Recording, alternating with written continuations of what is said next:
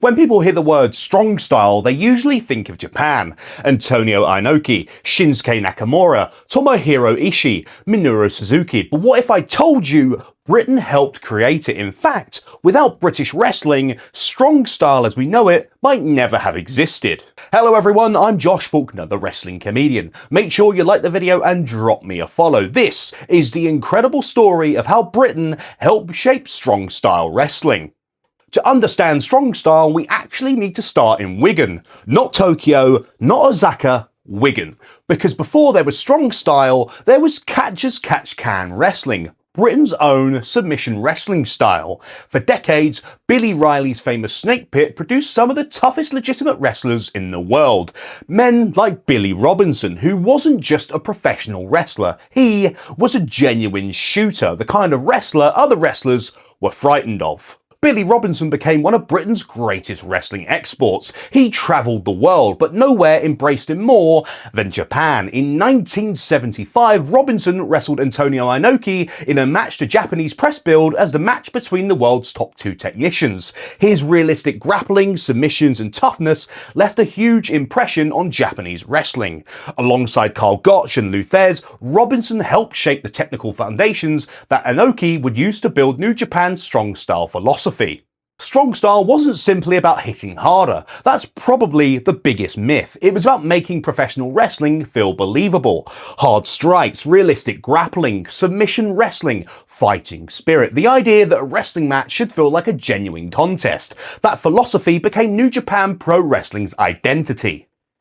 Back in Britain, Billy Robinson was passing that knowledge on to the next generation. One of his greatest students, Marty Jones. If you've ever heard William Regal talk about Marty Jones, you'll know how highly he speaks of him. Regal has often described Marty as one of the finest wrestlers Britain ever produced. Not because he was flashy, but because everything he did felt real and had meaning behind it. Marty blended traditional British catch wrestling with the harder, more physical style that was becoming popular in Japan, and in turn, trained William Regal himself. Then, something really interesting started happening. British wrestlers were travelling to Japan, and Japanese wrestlers were travelling here. Rollerball Rocco, Dynamite Kid, Fit Finlay, William Regal, Robbie Brookside, Marty Jones, Johnny Saint. British technique was influencing Japan, while Japanese intensity was influencing Britain. The two countries were constantly learning from each other. Fast forward to the 2000s and strong style has become fashionable again.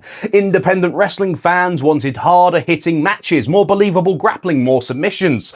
British wrestlers like Zack Sabre Jr. built entire careers around technical wrestling rooted in Britain's catch wrestling heritage, while adding more modern influences from Europe, Japan and Brazilian Jiu-Jitsu. Then came one promotion that wore the influence in its name: Progress Wrestling. Their biggest annual tournament became Super Strong Style 16. Just think about that for a second. An entire tournament celebrating a wrestling philosophy that had travelled from Britain to Japan and then back to Britain again. That's quite a journey. Today, you can still see strong style everywhere, in New Japan, in WWE, in AEW, and on the British independent wrestling circuit. There's hard chops, realistic submissions, long technical sequences. The influence is impossible to miss, and while Japan deserves enormous credit for creating strong style as we know it today, it's worth remembering some of its DNA came from Britain, from the Snake Pit, from Billy Robinson, from Marty Jones, and from generations of British wrestlers who believed wrestling looked best when it looked real. So, did Britain invent strong style? No, Japan did, but Britain absolutely helped shape it, and that's a part of wrestling history I don't think gets talked about nearly enough. But I want to hear from you. Who do you think was the greatest British technical wrestler of all time? Was it Billy Robinson, Marty Jones, William Regal, Johnny Saint, or someone else I've missed? Let me know in the comments below. And if you want more wrestling stories, opinions, and laughs, you know what to do. And remember, I'll see you on the next one.